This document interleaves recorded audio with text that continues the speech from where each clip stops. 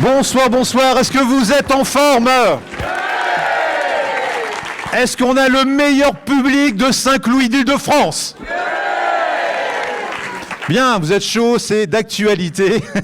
Et la climatisation ici est très bonne. Merci beaucoup le théâtre de nous accueillir. J'ai un petit souci. Ça démarre très très mal. Tout à l'heure, on m'a dit que ma co-présentatrice était absente. Donc il me faut quelqu'un qui va se porter volontaire pour co-présenter avec moi. Je vais vers la technique. Vous là? Moi? Ouais. Ça vous dirait pas de co-présenter avec moi? J'ai jamais fait ça. Moi, je m'occupe de la vidéo, en fait. Je sais pas faire. Non, mais vous pouvez faire les deux. Vous pouvez envoyer des vidéos, vous pouvez co-présenter. De toute façon, le texte et tout est écrit là. Il n'y a plus qu'à lire. Vous avez le conducteur. Ah, c'est pour ça. Ouais, ah oui. D'accord, ouais, c'est ok. ça, voilà. Vous savez, c'est pour suivre l'émission. Bah, dans ce cas, oui, je vais essayer. Vous m'en voudrez pas, j'ai jamais fait ça. Hein. Vous allez voir, ça va le faire. Oui, au fait, vous vous appelez comment? Louisa. Ah, Louisa, très bien. Eh bien, ma chère Louisa, Même pas peur TV, c'est désormais une web TV à l'échelle de l'Île-de-France. Oui, et aujourd'hui, dans les Hauts-de-Seine, à Saint-Cloud. Alors, Même pas peur TV, c'est du reportage, c'est du décalé, c'est du grinçant par moment, car le handicap ne rime pas forcément avec tristesse et morosité. Mais surtout avec RQTH et chômage. Oui, bon, Louisa, on vous a dit grinçant, mais pas réaliste, s'il vous plaît. Qu'est-ce que c'est Même pas peur TV? C'est un plateau avec des invités de prestige. Et surtout avec des invités qui sont venus sans être payés. Et ça nous arrange beaucoup, Même pas peur TV. Et je crois même qu'il y aura une surprise durant l'émission. On verra, m'en dites pas plus. Enfin, vous verrez ça, enfin, si je peux m'exprimer ainsi, vous comprendrez le jeu de mots tout à l'heure. C'est un mystère. Sans plus attendre, car le programme est chargé. Même pas peur TV, saison 2. Émission 2. C'est maintenant. Gérard, jingle.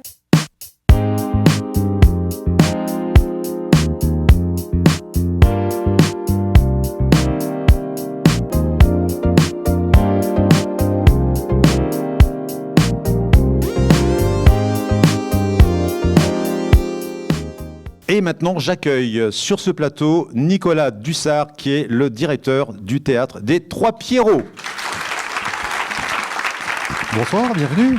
Alors Nicolas, est-ce que vous pouvez nous expliquer où sommes-nous, ce théâtre des Trois Pierrots, pourquoi ce nom et voilà, ce théâtre un peu, qui est-il? Alors nous sommes à Saint-Cloud, dans ce magnifique théâtre des Trois Pierrots, qui est un cinéma-théâtre qui a été construit en 1982. Il est composé de 2 salles, une salle de 450 places et une salle de 140 places, dans laquelle nous sommes aujourd'hui. Nous accueillons une 40aine de spectacles par an de théâtre et une 30aine de séances de cinéma par semaine. Cette année, on a dépassé, je crois, les 50 000 spectateurs qui sont venus nous voir depuis le septembre dernier. Donc on est très très content de vous accueillir tous. Et aujourd'hui, la grande salle est occupée par un public assez particulier, je crois. Un public assez particulier puisque nous accueillons des élèves des écoles primaires de Saint-Cloud parce qu'il fait très chaud dehors et donc on a la chance de les avoir cet après-midi pour les occuper et les mettre un peu au frais.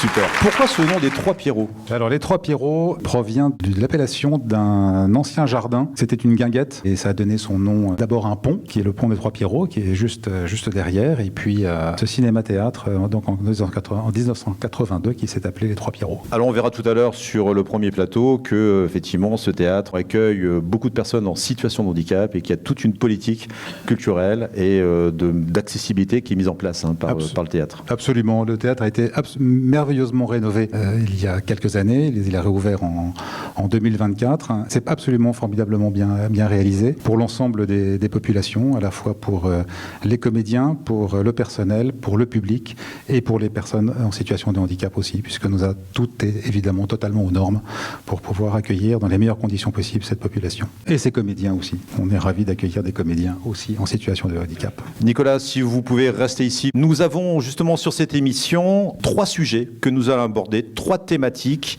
importantes autour de l'emploi et du handicap. Avec un premier plateau qui sera handicap et Saint-Cloud. Un second plateau politique et handicap. Et un dernier plateau cinéma média et handicap. Et avec un handicap primordial. Ah bon? Celui de tenir un timing avec des gens qui sont plus bavards les uns que les autres. On s'en fiche un peu. De toute façon, je suis maître du temps. Et après, on coupera tout en post-production. Ah, ça, c'est beau, la manipulation. D'ailleurs, à Même pas peur TV, on aime bien sentir le pouls des habitants en allant sur les marchés et rencontrer les personnes. Alors, c'est notre micro-trottoir spécial Saint-Cloud que nous avons réalisé sur le marché des Avelines. Gérard, jingle.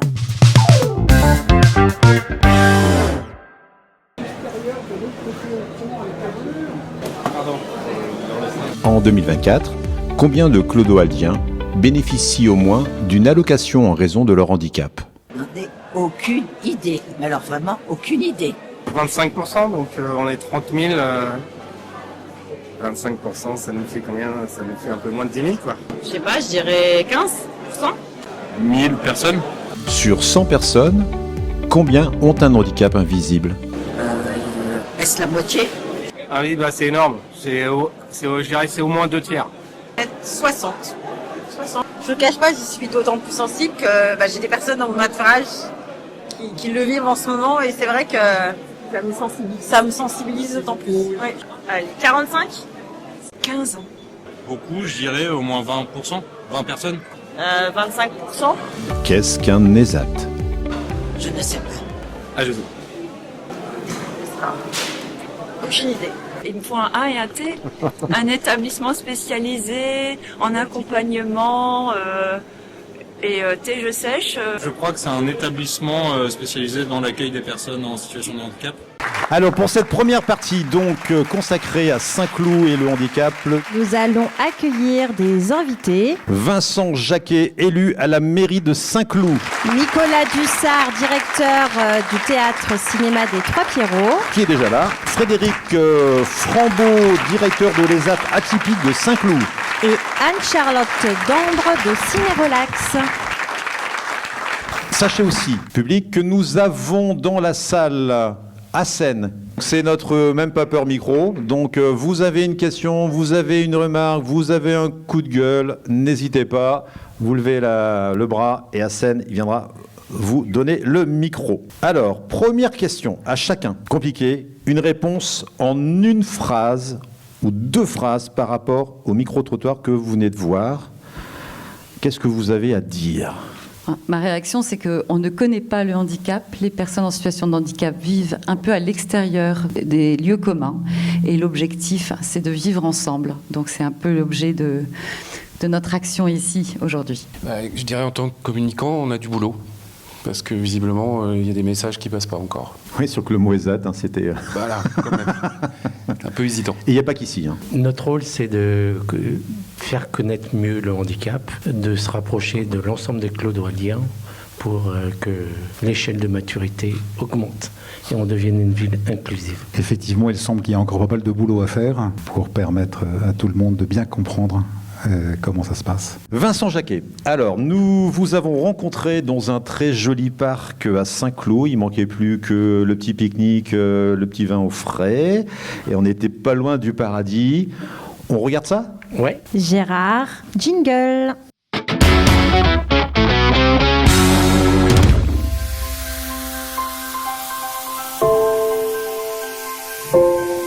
On estime handicap visible, handicap invisible autour de à peu près 20% de la population.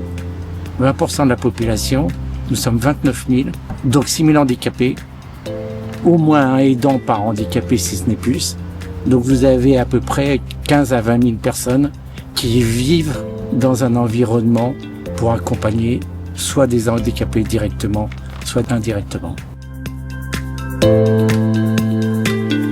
La révolution, elle est dans une échelle de maturité complètement différente en fonction des personnes. Saint-Cloud a toujours eu dans ses missions de coordonner les actions autour de la santé et du handicap. Il y a une personne en charge de cette délégation au quotidien. Également, je suis là et je coordonne avec des partenaires, mais pour autant, c'est une délégation qui est très transversale. Moi, je travaille avec mon confrère au sport, avec ma consoeur de la culture. Je travaille avec la voirie. On a des actions autour de l'accessibilité. Et nous avons à remettre à niveau la voirie. Nous avons à remettre à niveau les bâtiments existants. Les bâtiments nouveaux, il n'y a aucune difficulté. Dans l'appel d'offres, il y a un chapitre accompagnement des personnes en situation de handicap. Mais dans des bâtiments historiques, quelquefois, c'est un peu plus dur.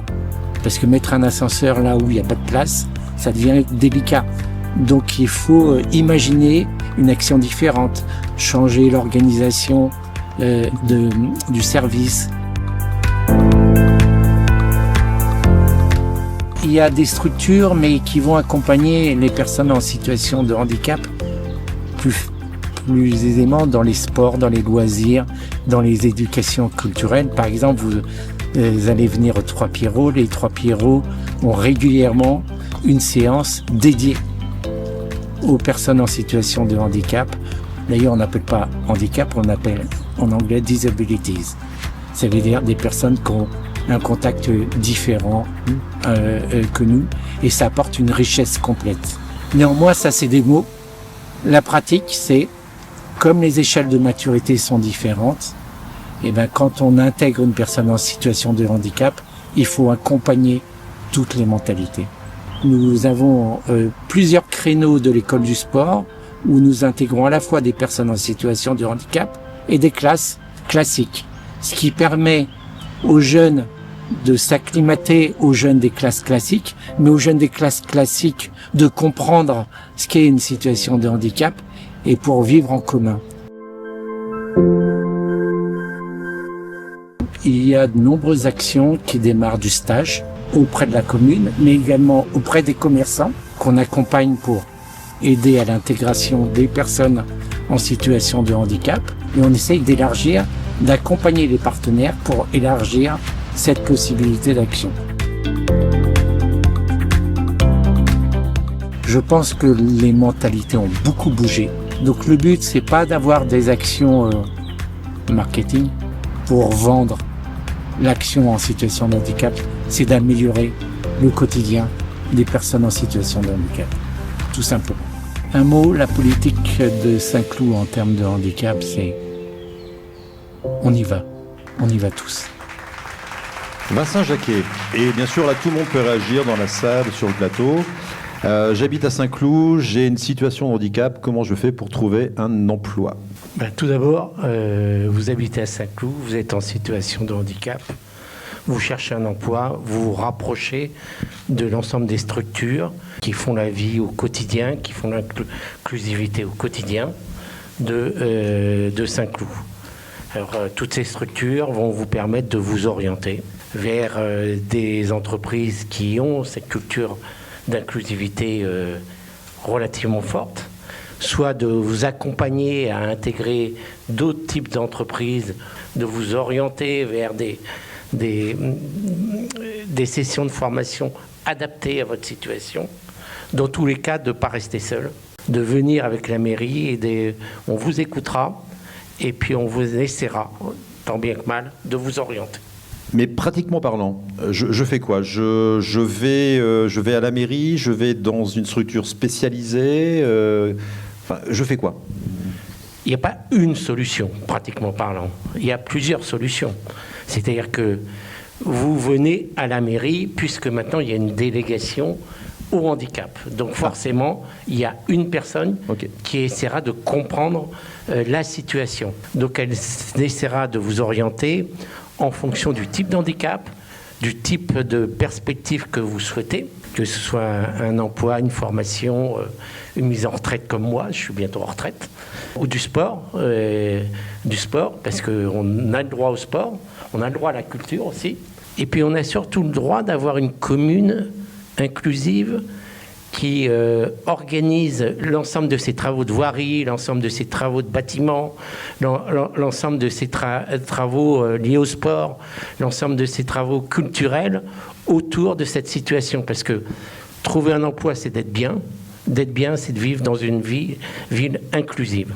Vous disiez effectivement lors de l'interview que la mairie de Saint-Cloud embauchait des personnes en situation de handicap, mais est-ce qu'il y a chez les commerçants, chez les industriels, dans les entreprises de Saint-Cloud, est-ce que vraiment on joue le jeu ou est-ce qu'on est encore un peu sur quelque chose de poussif?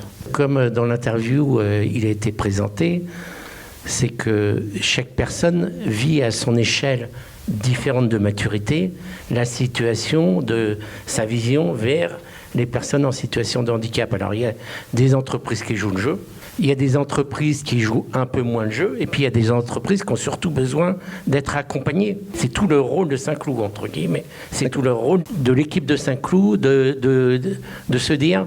Une personne en situation de handicap, ça peut être une richesse pour l'entreprise. Alors vous allez me dire, il est pragmatique ce garçon, mais concrètement, je suis une entreprise, je lui dis, ok, je vais embaucher quelqu'un en situation de handicap. Donc premier réflexe, je vais à la mairie, je vais sur une autre structure, je vais à la chambre de commerce et d'industrie, je vais où ? Moi, je suis bête, il faut qu'on me donne un endroit où aller. Sinon, je tourne en rond et je vais être perdu. Mais d'abord, une personne en situation de handicap est mieux orientée quand elle bénéficie, quand elle s'oriente avec un statut officiel de situation de handicap. Donc, il faut un statut qui s'appelle aujourd'hui RQTH. C'est pas la mairie qui fait les emplois des entreprises privées. Et simplement, elle va, si vous venez à la mairie, elle vous orientera en disant... allez voir monsieur Untel ou madame Untel pour pouvoir travailler mieux. Voilà. Donc la mairie, tu as une sorte de hub. Voilà. Je vais à la mairie et après, hop, on va me diriger vers tel partenaire, tel partenaire. On a réalisé un guide du handicap chez Atypique, donc notre structure avec la mairie de Saint-Cloud. Donc effectivement, ce guide répertorie un peu toutes les possibilités que les clodo-waldiens ont autour du handicap et du travail en particulier. Il existe des outils. Après, il faut donner l'accès à ces outils, distribuer le guide, aller sur le site internet, etc. En tout cas, effectivement, le réflexe d'aller à la mairie, si je suis perdu, c'est un bon réflexe. Et après, on me dirigera, quoi. C'est ça. Et au moins, on me donnera ce guide. Au moins des infos. Voilà. Très, très bien. Une question dans le public ? Ici, là. Oui. Bonjour monsieur, vous appelez comment? Alors, je m'appelle Hugo Duval, je suis de Find a Job et je voulais rebondir sur la question.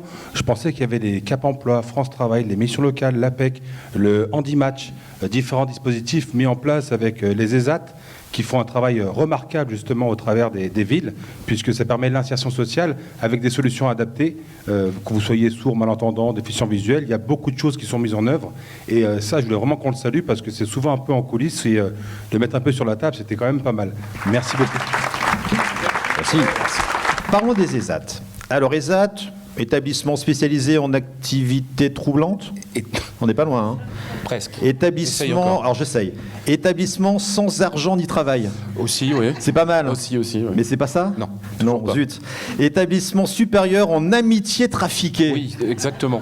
Mais pas trafiqué. Pas trafiqué. Non, amitié, mais pas trafiqué. D'accord. Alors quand on pose la question aux gens, c'est un peu un vide sidéral. Hein. C'est bienvenu dans le monde des acronymes du médico-social. Et pourtant, il y a un ESAT à Saint-Cloud totalement, comment dire, on pourrait dire qu'il est totalement atypique.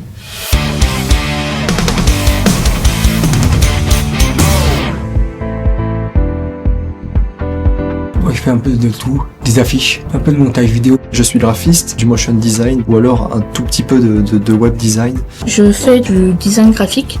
Tout l'enjeu d'Atypique, c'est de transformer le talent en compétences professionnelles. Je savais que c'était déjà quelque chose que j'aimais faire et que je voulais faire. C'est juste que j'avais pas trouvé le bon endroit à ce moment-là. J'ai travaillé 35 ans dans la pub et en voyant le film Hors Normes, j'ai choisi une reconversion vers le milieu du handicap. Cette reconversion, elle m'a amené ici au Papillon Blanc de la Colline et j'ai rencontré le directeur général qui m'a dit qu'on a besoin de transformer l'offre d'accompagnement de jeunes en situation de handicap et on est resté 3 heures ensemble dans son bureau à créer Atypique, la première agence de pub au sein d'un ESAT. On est un ESAT hors les murs puisqu'on n'est pas dans l'enceinte même de l'établissement ESAT, mais on est un atelier de l'ESAT, donc on est complètement rattaché à l'ESAT des Papillons Blancs de la Colline. Identifier les talents, les former, les faire monter en compétences ensuite, et c'est là le cœur du système, c'est qu'on travaille en binôme. Ça veut dire qu'il y a un travailleur en situation de handicap qui va travailler sur un projet avec un professionnel du monde ordinaire. Quand j'ai des difficultés, oui, je demande à d'autres personnes, les atypiques collaborent ensemble. Essentiellement du graphisme, donc on fait beaucoup de print. Tout le matériel, entre guillemets, pour l'association, c'est 50% de l'activité d'Atypique. On a du X-Design, du codage, du développement de sites, et on a une spécialité aussi, c'est l'identité de marque. Et c'est l'adéquation entre le talent créatif, la connaissance des outils, et comment faire de ces deux priorités un objectif professionnel. Donc c'est toute notre finesse, notre accompagnement, elle est sur cet objectif-là. Il y a des ESAT qui ont des ateliers communication, qui font du graphisme, mais ce double axe milieu ordinaire, milieu protégé, je crois qu'on est les seuls à le faire. On est malheureusement encore confronté à des besoins stratégiques. Je suis handicap friendly, on évite ce genre de situation, mais on arrive à avoir des clients qui viennent parce qu'ils reconnaissent notre compétence. Nous, ce qu'on essaie de privilégier avant tout, c'est la qualité de notre travail, la qualité de notre création. Ouais, on a chacun notre particularité et c'est cet aspect-là qui peut faire la différence. À aucun moment on bride le créatif. Par exemple, on les a fait travailler 3 créatifs sur le projet du logo de la maison de l'autisme avec un spécialiste du branding. Il a piloté les 3 projets et il a affiné leurs propositions qui, mieux que des autistes, peuvent parler de la maison de l'autisme et leur vision a emporté les membres du jury de façon unanime. Et donc ça a été la première grande fierté. J'ai fait un film, ça mettait en avant les enfants des IME du 92 et avec Cyril. Apparemment c'était un succès. Il faut voir si le client est satisfait et content du résultat, quoi. C'est le plus important. On a travaillé beaucoup avec la ville de Saint-Cloud. On a fait notamment le guide du handicap de la ville. Et puis avec le Carré de Saint-Cloud, on a fait une exposition aussi qui s'appelait Art Typique, qui regroupait des œuvres réalisées dans différents établissements de l'association. On a un très bel exemple, notre premier créatif atypique, qui est en mission chez BBDO, qui est une grosse agence américaine. Donc c'est-à-dire que je facture sa prestation. Il s'occupe de faire du motion design sur tous les réseaux sociaux de McDo. Et il s'est rendu indispensable à tel point qu'on renouvelle son contrat tous les ans. Ma seule réserve, c'est qu'on aimerait bien transformer cette mission en contrat définitif. Si jamais il trouve un travail, il faudrait faire ce mi-temps typique, mi-temps de notre entreprise ou un truc comme ça, quoi. J'ai déjà continué de travailler déjà. Graphiste, transposé au milieu ordinaire pour m'émanciper, on va dire. Inclusif. Et atypique. Entraide. La joie, le bonheur des atypiques. Ça, c'est les atypiques qui ont trouvé ce mot. C'est apytique. Quand on a montré les images à 2-3 personnes, ils m'ont dit « Attends, mais c'est pas un ESAT, ça !» On a de la chance d'avoir un ESAT hors les murs, et les ESAT, c'est pas forcément des vieilles usines poussiéreuses, mais effectivement, on a la chance d'avoir pu créer cette structure en dehors des conventions, j'ai envie de dire, c'est pour ça qu'on s'appelle Atypique. Donc on a la chance d'être dans une très belle association, les Papillons Blancs de la Colline, qui sont à Saint-Cloud depuis plus de 60 ans maintenant. Atypique est accueilli au sein du siège des Papillons Blancs de la Colline. Donc ce qui fait qu'on est dans des conditions effectivement privilégiés. Mais nos ESAT de l'association, qui sont à Plessis-Robinson et à Meudon, vont fusionner là pour aller à Clamart dans des nouvelles structures beaucoup plus modernes, avec des métiers rénovés aussi, dans un objectif de transformation de l'offre des métiers de l'ESAT. Donc souvent l'ESAT a une image pas forcément positive. Nous, au sein de l'association, on a compris qu'il fallait qu'on transforme ça et que le message d'inclusion, il aille jusqu'au bout, jusque dans l'outil qu'on propose à nos travailleurs en situation de handicap. C'est un one-shot, c'est un cas isolé, atypique, ou ça pourrait être... je ne dis pas forcément dupliquer, mais en tout cas prendre cette idée et d'en faire d'autres. Oui, ça peut être un vieux rêve de se dire on sème l'idée d'Atypique auprès d'autres associations, pourquoi pas. Pour l'instant, ça ne s'est pas fait. On est une jeune structure, ça fait 5 ans qu'on existe, donc on est en croissance. On commence à être connu, reconnu. On a fait la démonstration que ça marchait. Donc voilà, on espère que ça va se diffuser. J'avais une question. C'est vrai que quand on regarde, on a l'impression que c'est une agence de com comme une autre. Et comment en fait les postes ou les temps de travail sont adaptés en fonction des handicaps? On fonctionne comme une agence de pub. L'adaptation, elle vient surtout dans les horaires. C'est pas trop tôt le matin pour éviter les embouteillages dans les transports. C'est des pauses quand ils veulent. Il y a des endroits où ils peuvent se détendre, aller marcher, etc. Donc il y a des temps partiels aussi, évidemment. Il y a l'exemple en ce moment avec les chaleurs caniculaires. Les 3/4 des créatifs atypiques restent chez eux tranquillement pour éviter les transports et trop de chaleur. Donc on reste fondamentalement un établissement médico-social qui s'adapte et dont la mission est vraiment l'accompagnement des personnes en situation de handicap. Quand vous avez des commandes, est-ce que ce temps justement qui peut varier, vous le prenez en compte quand vous proposez Bien sûr. Alors c'est une question récurrente de nos clients. Est-ce que ça va pas moins vite parce que c'est un ESAT? Évidemment non. Simplement, quand on vient travailler avec nous, on sait.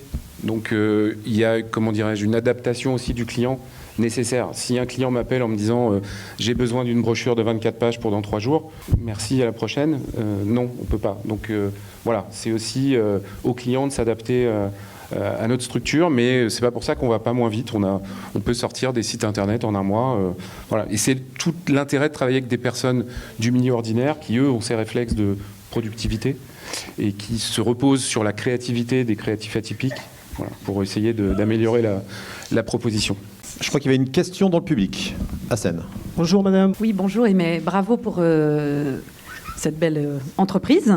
Est-ce que vous recrutez des atypiques? Et si oui, quelle démarche doit faire un candidat? Merci de la question. Alors, comme je suis ESAT, je ne suis pas une entreprise ordinaire. Ça veut dire que mes travailleurs ont tous une notification ESAT de la MDPH. Donc, il faut que je puisse être en capacité d'embaucher des travailleurs qui ont cette notification. On a 122 places à l'ESAT et pas 123. Donc, il faut que je glisse dans ce qui s'appelle la file active. Donc si j'ai des départs, des arrivées, etc., il faut que je jongle avec mes effectifs en tant qu'ESAT. Mais il n'y a pas que ça. Il y a aussi la capacité d'accueillir des stagiaires. Déjà, on a un processus, entre guillemets, de recrutement et d'identification de talents qui est assez bien normé maintenant. Donc il y a une première rencontre, il y a une journée d'adaptation, il y a une semaine, 15 jours, un mois de stage. On y va très progressivement parce que parfois, on se fait un peu des idées fausses sur les agences de pub et sur la capacité des créatifs à s'intégrer dans ce type de structure. On est là pour travailler, donc ça nécessite du temps. Et on peut avoir donc des stagiaires, courtes, longues, moyennes durée, des alternants aussi. Mais j'ai pas d'embauche au sens où on l'entend, CDD, CDI. En revanche, comme on travaille avec le milieu ordinaire, on a des grands partenariats avec des grosses agences de pub chez qui on peut mettre en détachement, le mot est terrible, mais en mission, je préfère ce mot-là. Donc il y a la possibilité aussi d'aller vers l'extérieur pour renforcer un peu cette montée en compétences. Bonjour, je m'appelle Céline. Donc je tenais à vous dire bravo parce que vous employez le mot créatif, ce qui est très très rare. Souvent on parle des personnes en situation de handicap par les déficiences. Et là en fait vous fonctionnez comme une entreprise normale, entre guillemets, voire une entreprise adaptée. Et moi, ma question, c'est pourquoi un ESAT? Pourquoi ça ne devient pas une entreprise adaptée à ce moment-là? Parce que je suis médico-social, madame. Donc ça veut dire qu'au-dessus de tout ça, c'est les papillons blancs de la colline. Je n'ai pas vocation à devenir une entreprise adaptée, moi, en tant que papillon blanc de la colline. Si d'autres personnes veulent prendre le moule et faire du ordinaire, très bien. Moi, ma vocation, c'est de rester dans le médico-social parce que j'ai la vocation de faire du travail aménagé, du travail adapté, du travail protégé. Et ça, c'est extrêmement important dans notre mission d'association. Peut-être un jour, Atypique va devenir une entreprise adaptée, peut-être. Pour l'instant, on n'en est pas là parce que tout ce qui est notion de rentabilité, profit, chiffre d'affaires, etc. Alors, je ne suis pas philanthrope, il faut que j'ai du chiffre d'affaires pour payer les freelances avec qui on travaille, évidemment. Mais cette productivité, je la refuse absolument. Donc, le fait d'être ESAT, je le revendique haut et fort. C'est pas une mauvaise chose d'être dans un ESAT. Je me bats tous les jours avec des parents qui refusent que leur enfant ait une notification ESAT parce que, oh là là, c'est pas bien. Il faut envisager ça comme quelque chose un SAS qui va aller vers le milieu ordinaire. Si je suis une entreprise adaptée, j'ai plus les mêmes objectifs. Là, c'est vraiment la détection des talents, la formation, la montée en compétences. Ma mission, elle est que là. Le reste, ça ne m'appartient pas. Est-ce que vous faites aussi des supports en facile à lire et à comprendre? Oui, très bonne question, parce qu'on nous demande souvent. Donc là, au mois de juillet, on entame une formation sur le FALC. On en fait un petit peu, encore un peu à la marge, mais on va essayer de devenir spécialiste. Et surtout aussi, l'autre question qui n'est pas là, mais c'est l'IA. On nous parle beaucoup d'intelligence artificielle, la com, le graphisme, etc. Et ça aussi, c'est une démarche qu'on va entreprendre pour que Atypique devienne IA typique et que nos créatifs atypiques puissent travailler avec l'intelligence artificielle aussi. Chère Louisa, oui. Est-ce qu'on pourrait dire qu'en termes de handicap, Saint-Cloud, c'est relax? Oh là là, Gabriel, vous avez fait vos classes avec Michel Drucker, non? Non, j'ai pas ce genre de handicap. Michel, si tu nous écoutes. Relax. On l'est effectivement à Saint-Cloud, surtout quand on va au cinéma. Gérard, jingle.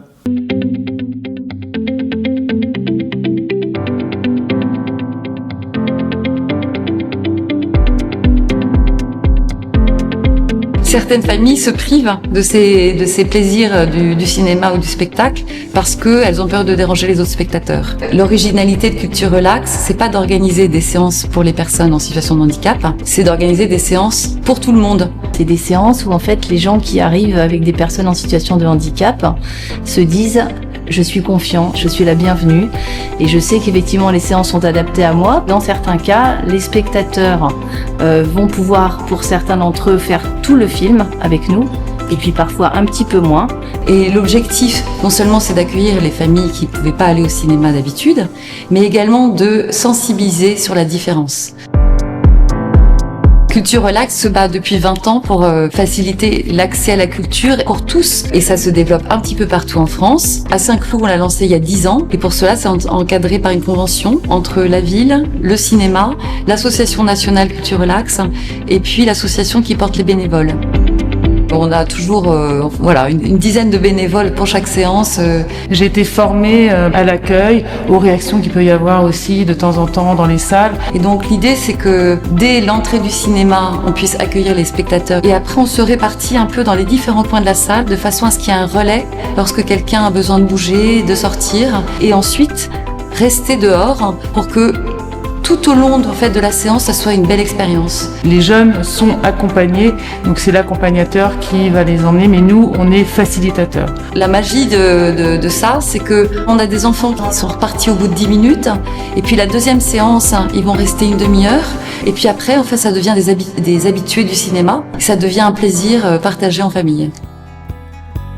On a des gilets bleus avec des bandes réfléchissantes. On a des petites lampes de poche, de telle sorte qu'effectivement, on puisse aller chercher les gens dans la salle, leur permettre de sortir, les réaccompagner. Pendant un moment culturel, en fait, on va partager des émotions. Et lorsqu'on peut pas aller dans des lieux culturels, on est privé, en fait, de ces moments de rencontre, de joie. Donc là, c'est la possibilité que toute la famille puisse se réunir. Lorsqu'on est en train de regarder un film et que tout le monde rit en même temps, le handicap, il disparaît. À l'époque, ça s'appelait Cinéma Différence. Et on s'est dit que c'était pas suffisant et qu'il fallait aussi embarquer tout le monde du spectacle. Donc en 2019, on a lancé officiellement Culture Relax et les spectacles Relax.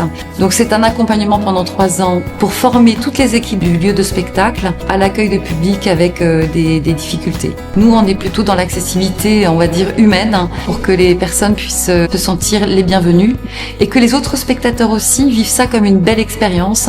Alors vous allez voir, c'est un petit peu différent d'une séance quand même normale. Ce petit discours, il est très important de rappeler pourquoi il n'y aura pas de bande-annonce, pourquoi le film est audio sous-titré. La lumière baisse progressivement, doucement. Le son est un petit peu moins fort. En sélectionnant les films, on gère aussi un peu des films avec un rythme plus doux. On n'a jamais eu de réflexion désagréable. Ils sont heureux finalement d'être embarqués dans une histoire qu'ils n'avaient pas prévue, en plus de celle d'aller voir ce film. Quand ensuite, à la fin de la séance, les gens savent qu'ils sont accueillis par ce petit goûter, ça prolonge ce plaisir. C'est en vivant ces expériences et en voyant qu'elles sont réussies qu'on arrive à lever les freins qui se dressent dans la société pour l'accueil des personnes avec des difficultés.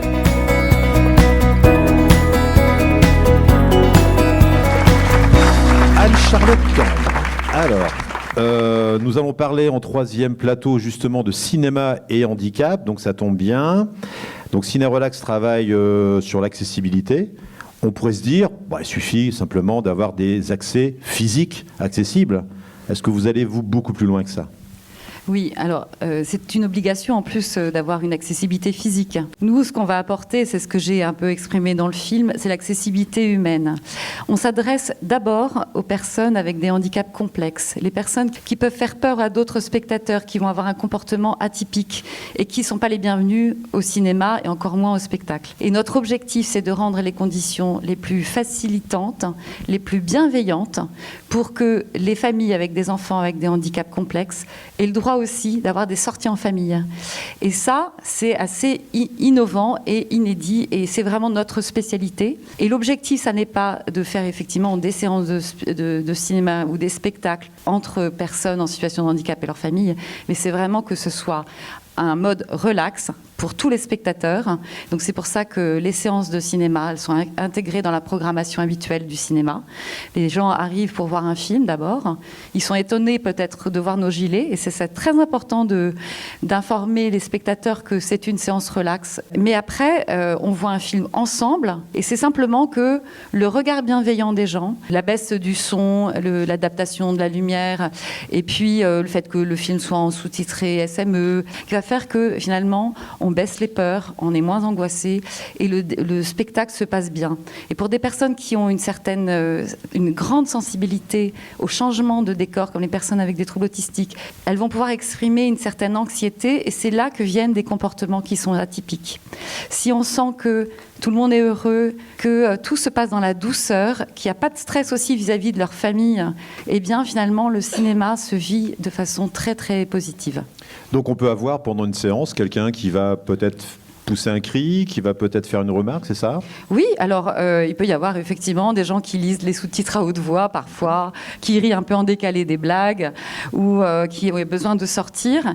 Mais comme les spectateurs sont au courant finalement, eh bien on relâche la pression et sincèrement on vit des séances avec un rire encore plus fort et des émotions qui sont lâchées très naturellement mais qui font qu'on partage ensemble un moment culturel. Alors vous avez dit quelque chose d'important, est-ce que c'est pas ça le secret ? Vous disiez, les gens sont au courant. Est-ce que c'est pas ça qui fait qu'effectivement, quand on est au courant de personnes qui sont différentes, on va mieux les accueillir dans une structure, dans une salle, dans un bureau ? Bien sûr. Alors, malheureusement, les personnes avec des handicaps les plus complexes vivent souvent un peu en dehors de la société, dans des établissements. Et les familles qui les accueillent le week-end vivent souvent un peu repliées sur elles-mêmes parce qu'elles ont peur de déranger. Là, c'est une occasion unique de vivre ensemble un moment en société où, handicap ou pas handicap, on est ensemble et voilà, sur quelque chose d'hyper positif parce que c'est un moment culturel. Mais c'est vrai qu'il faut prévenir. On a eu une expérience d'une dame, et la dame est arrivée un petit peu en retard et elle ne comprenait pas pourquoi il y avait un peu de bruit, donc je la voyais frétiller sur son siège et un peu énervée. Et juste le fait de lui dire, vous savez, c'est une séance relax et puis ici, c'est normal. Finalement, elle a vécu le film de façon tout à fait positive. Donc l'information est importante. Nicolas, comment s'est fait la rencontre entre le théâtre et Culture Relax ? Depuis 10 ans, je crois. Qu'il y a une collaboration entre le cinéma Les Trois Pierrots et la ville et Ciné Relax. Les échos sont toujours extrêmement favorables et les séances qui se déroulent le dimanche après-midi à 16h généralement sont toujours largement pleines et on est très très content d'accueillir Anne-Charlotte Dambre et Ciné Relax une fois par mois le dimanche après-midi. Super. Combien de bénévoles sur Ciné Relax ? On prévoit entre 8 et 10 bénévoles et effectivement ça existe depuis 10 ans. La garantie en fait de la pérennité d'un dispositif, c'est qu'il y a une convention à la fois avec l'association nationale qui se charge de développer un peu partout en France ce genre de dispositif et puis un accord de la ville et du cinéma municipal et également une équipe de bénévoles qui est portée par une association locale. Et dans cet engagement, c'est l'accord que le tarif soit moins cher, l'accord qu'on garde la grande salle un dimanche par mois. On a de la chance que la ville communique sur les panneaux d'affichage quand il y a une séance, bénéficie de cet élan de façon à faire connaître. Parce que c'est encore trop trop peu connu. Des questions dans la salle? Bonjour, je m'appelle Svetlana Sereni. Comment vous choisissez les films? Alors on a de la chance à Saint-Cloud de pouvoir choisir le film avec l'équipe des Trois Pierrots. Donc on essaie d'avoir des films les plus actuels possibles. On organise même de temps en temps des avant-premières. L'objectif c'est que le film soit quand même pas trop long, qu'il n'y ait pas trop de sujets un peu compliqués, trop de vitesse. Mais surtout on choisit des films plutôt positifs, des films familiaux où tout le monde passe un bon moment. En tout cas, merci beaucoup à vous toutes et tous d'être venus. On va accueillir notre invitée surprise, Sarina. Bonjour à tous, je suis très très contente d'être avec vous aujourd'hui. Alors je m'appelle Sarina, j'ai écrit un spectacle qui s'appelle Lève-toi, du même nom que la chanson que je vais vous chanter maintenant. Et c'est un spectacle où, pour la première fois, j'ai commencé à le faire tourner en 2024. Je parle de mon histoire de femme, d'artiste et de personnes porteuses de handicap, parce que je suis non-voyante. Et pour ce faire, je me suis inspirée de plein de femmes, de chanteuses que vous connaissez sûrement, qui ont brisé des plafonds de verre. Donc Anne Sylvestre, Nina Simone, Joséphine Baker, Billie Eilish. Et ensuite, une fois que j'ai fini d'écrire le spectacle, je me suis demandé, mais si elles ont réussi à faire tout ça, qu'est-ce que moi je peux faire? Et la question que je pose et ce que j'essaie d'amener dans cette chanson, c'est qu'on peut tous et toutes sortir de nos boîtes et faire en sorte de changer, même un tout petit peu, le monde dans lequel on vit.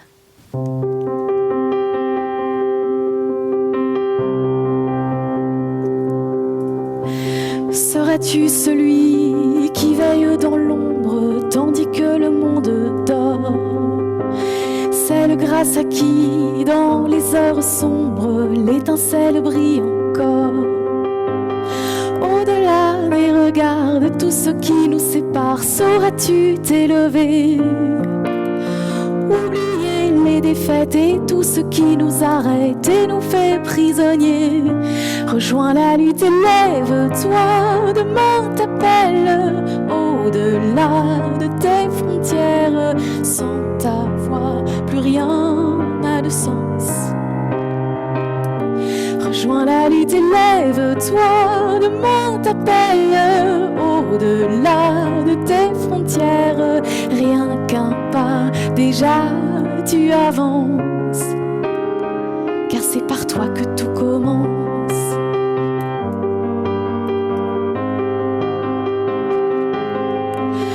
Ami, entends-tu le tonnerre qui gronde et qui te pousse au dehors? À briser les liens qui ferment ton monde et qui retiennent ton corps. Au-delà des discours de ceux qui brillent au grand jour, sauras-tu écouter cette voix oubliée qui attend de te guider, trop longtemps étouffée? Rejoins la lutte et lève-toi, demain t'appelle. Au-delà de tes frontières, sans ta voix, plus rien n'a de sens. Rejoins la lutte et lève-toi, demain t'appelle. Au-delà de tes frontières, rien qu'un pas, déjà tu avances. Car c'est par toi que tout commence.